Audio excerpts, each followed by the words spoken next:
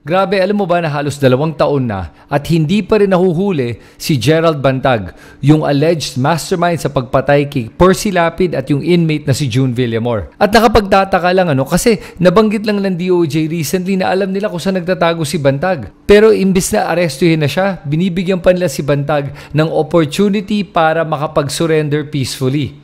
We have close monitoring on his whereabouts, no?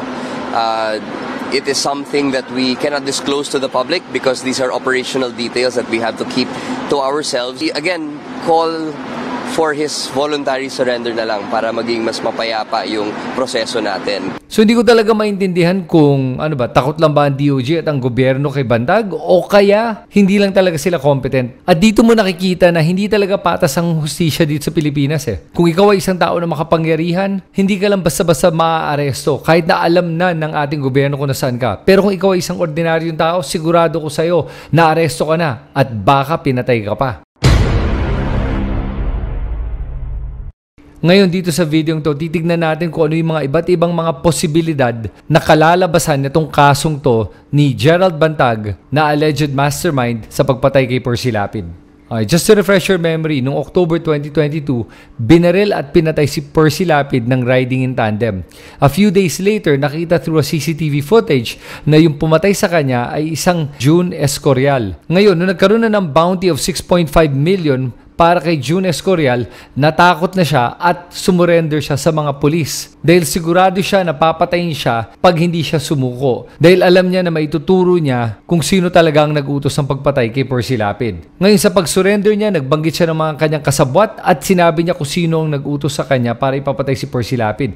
At ito ay si June Villamor. At within a few days after binanggit niya yung pangalan ni June Villamor, patay na si June Villamor. Ang nakakagulat dito nung ginanap yung autopsy, sinabi agad nung investigate na wala daw foul play. Pero nung pina-re-investigate dahil sa criticism na ginawa ni Dr. Fortune, gumawa ulit na isa pang autopsy na naipakita na namatay si June Villamor via suffocation with a plastic bag. In other words, murdered. At marami pang mga inmates na kasabot dito na eventually nagsalita na rin. At lahat sila ang tinuro nila ay si Gerald Bantag. At hindi lang yon, may money trail din na nagpapakita na involved si Gerald Bantag dito. May binayad na 550,000 pesos na hatian ni na Joel Escorial at yung kanyang mga kasama. Nakuha ni Joel Escorial dito sa 140,000 pesos. Tapos ang nakakapagtaka dito, ang lakas ng loob ni Bantag na mag-file pa ng kaso labang kay DOJ Secretary Remulla.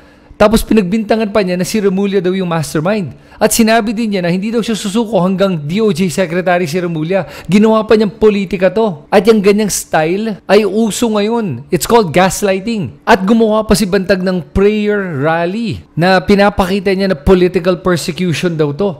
Na pinaglalaban daw niya ang mga maliliit na tao. Ginawa niya to sa Baguio kasama ng mga sumusuporta sa kanya at sinasabi niya na inaapi daw mga igorot. Tignan mo tong picture na to, my God. Yung mga theatrics, may mga naniniwala pa ba dito? Kasi kung isa ka sa mga naniniwala sa mga ginagawa nilang mga ganyang mga palabas, ewan ko na talaga, sigurado mabubudol ka. Kaya kailangan na talagang mas matalas yung ating pag-iisip kung dit mabubudol tayo sa mga ganitong mga kalokohan At after niya ginawa yung prayer rally na yan, ngayon nagtatago na siya. Ngayon, ano sa tingin ko mangyayari moving forward? Unang-una, tingin ko talaga may malaking padrino si Gerald Bantag.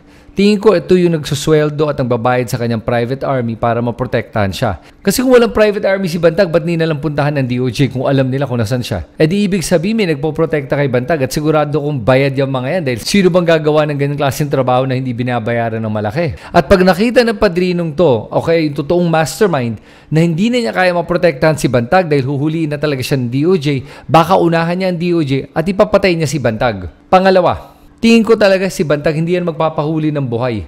Kasi iniisip niya, kung huliin siya ng buhay, malaking posibilidad na napapatayin siya pagdating niya sa bilibid. Kaya ang choice ni Bantag ay magsalita na lang at sabihin kung sino yung totoong mastermind. Kung ako siya, iisipin ko lang, ba't ako magpapahuli kung alam ko naman na hindi ako ang tunay na mastermind? Pero ako yung makukulong at ako yung mapagbibintangan na totoong mastermind dito sa krimen na to. When in reality, hindi talaga ako mastermind. Magsasalita na ako, kakanta na ako, sasabihin ko na at ibubulgar ko na ang lahat. At maggagawa ko ng plea deal with the DOJ para mabawasan ang aking sentensya. At ipapakita ko na lahat. At alam mo ba, pwede naman gawin ng DOJ yan Tignan yung mga bank records. Kung walang bank records, let's say everything was paid in cash. Saan ang galing yung cash? Tignan nila lahat ng mga transactions niya.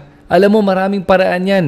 Maraming mga digital trails yan para malaman natin kung sino ba talaga yung nasa likod ni Bantag. At ang isa pang pwede mangyari ay dahil ayaw din ng DOJ na malaman nating lahat kung sino talaga yung tunay na mastermind at gagawin lang nilang scapegoat si Bantag. At pag sinugod na nila yung hideout ni Bantag, baka lang patayin na nila si Bantag at sabihin nila na nanlaban si Bantag. Para dito, case closed na. At hindi na natin malalaman kung sino ang totoong mastermind. Dadali na ni Bantag sa libingan niya ang tunay na mastermind sa pagpatay kay Percy Lapid. At sa ganun, naprotektahan pa nila yung tunay na mastermind, nagkaroon ng kahit papano na pakitang taong hustisya para kay Percy Lapid. At masaya na ang lahat at kasama na dito yung totoong mastermind sa pagpatay kay Percy.